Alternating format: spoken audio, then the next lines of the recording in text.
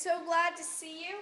And 1 second, and I will get this view up to the board. Yeah, don't worry. I wasn't planning on talking to you from these books all this time. Hi, everybody. Hi. So, what grade are you in? Third. Third. Okay, great. I'm really looking forward to talking with you. Third and fourth and fifth grade, those are probably my favorite grades to talk to because people raise their hands a lot. I found like when you get up in seventh, eighth, it's sort of not as much hand raising. So I expect to see a lot of hand raising from you guys in this presentation. It's inspirations for writing or create a story with Adora is also what we call it. And so you might be wondering, why is a 12-year-old talking to you about this? Well, my name's Adora Svitak, and at the age of 7, I published my first book. It's called Flying Fingers, Master the Tools of Learning Through the Joy of Writing. And more recently, I published a second book. It's called Dancing Fingers, and it's a book of poetry that I co-authored with my older sister, Adriana. So I really love to write, and one of the things that is most important when you write is to have ideas. So that's what we're going to begin with, having ideas. Now, raise your hand if you've ever had trouble thinking of ideas before. Probably most of us have. I have before, you probably have before. So we're going to start with inspirations for writing, or where we can get ideas from. Let's start out with a big word, observe. Does anyone know what observe means?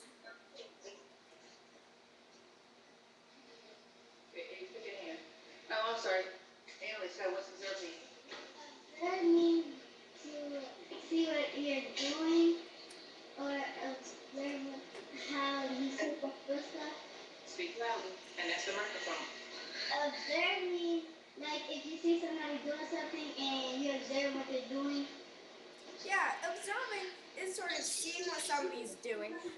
The official definition is a little closer. So when we look around and notice the things going on, we're observing. To observe means to see or notice something, especially while watching carefully. So to see or notice something while watching carefully. Yeah, now you might wonder what this has to do with writing. Well, observing can help us get ideas from simple things that we noticed. So who would like to tell me about something they've observed today? Could be anything. Something you've observed today. Name something you observed today. Somebody, what did you see today? What did you look at today? What's your name? Speak loudly so we can hear you. Come closer, baby, because can't nobody hear that. Now speak loud. I saw on-purpose McGee and I saw other people. So you might have seen people, okay, and then what did you notice about the people? Somebody else, what did you notice about the people? Speak loud. That some of them are teachers, some of them are students. Okay, so you saw some teachers, some students, very good. So you can observe people, the people that you see every day. You can observe your parents, your family, your friends. You can observe everybody. And you don't just have to observe people. You could observe your pets. Or you could observe a houseplant, although the houseplant might not be quite as interesting.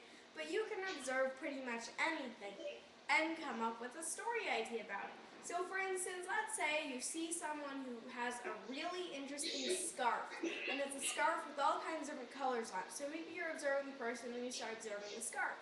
You might think, oh, what could I write a story about that scarf? So here's an activity. Look around your classroom. What do you see? Narrow your focus. So zoom in, kind of find an object like a globe or a potted plant, or a person like your teacher or the person sitting next to you to focus on. Observe the object or person, and what can you tell me about them, and how could you get an idea for a story? So look around your classroom, find something to zoom in on, to focus on, and tell me how you might be able to get a story from that idea.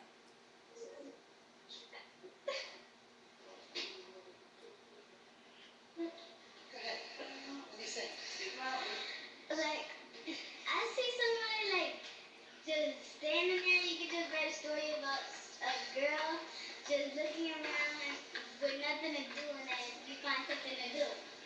Very good. You could come up with standing around, didn't really have much to do, and started observing, and maybe saw some interesting things, and that could be a fun little story. Very good. So observation, looking around, seeing interesting things, can be a really fun way of getting ideas. So next time you're somewhere, don't just say, oh, not that interesting. Observe, look carefully, and you might discover something really, really interesting.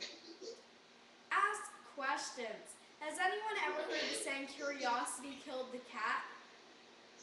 Raise your hand if you have. Okay, yeah, that's kind of an old saying, and I don't think it's quite correct, because it's okay to ask questions. We're not cats. In fact, it's great, because when you ask questions, you're learning new things and getting ideas. So you could ask what-if questions, like what if dinosaurs came back to life, or what if scientists invented a giant tomato, or dogs could talk. So let's come with our own what-if question. What do you think would be a good what-if question for a story? What's a good what-if question for a story? What if what? What's a good question? Go ahead. Now, yeah, what if? What if a squirrel was flying all the way to another planet?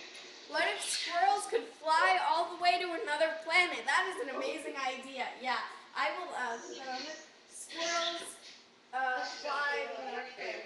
Okay, great. What is another what-if question? What is another what if? Who wants to say something?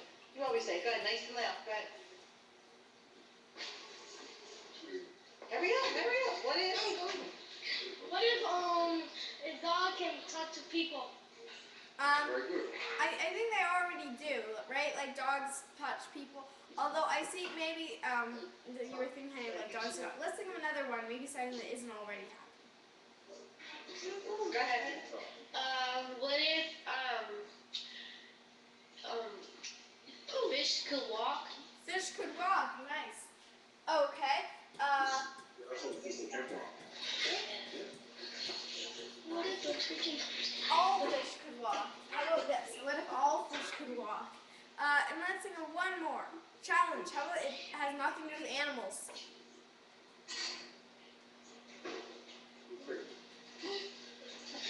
What if what? Go ahead. Here, hurry up and then you're next. What if you don't have something to do and then something pops up to you and then you start doing it? Could you be a little more precise? Like what pops up? Like if a ball pops up and you don't have nothing to do, you just start playing with it? Okay, so every time you don't have anything to do, something will pop up. Okay. You hear that? What if it rained money? What if it rained money? What does it rain money? Okay. Money. Okay. So, and every time you don't have something to do, something will pop up. This is a long one to write. If people could fly. Okay, what if people could fly? Right? Yeah. A dragon can turn into. What if a dog can talk?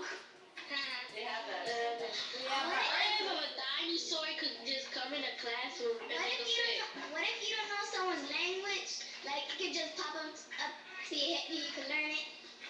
Okay, so languages could pop in your head. Great. Well, you know what? My hand is getting a little tired from writing so fast. So I'm starting to think maybe I should have typed it instead of written it. But oh well, we have lots of games. We have what if squirrels could fly to another planet? What if all fish could walk? What if any time you didn't have something to do, then something would pop up and give you something to do? Like if you weren't doing anything, maybe a ball could pop up and you could start playing with the ball. What if it rains money? Oh yeah, that would be amazing. It rains a lot. I live near Seattle. It rains a lot. Yeah, we want it to rain money instead of rain. What if people could fly? And what if languages could pop into your head anytime you met someone who didn't speak your language? These are amazing questions. And later, we will actually choose one of these, right, Matt? Yes, we will. But that's later. You can look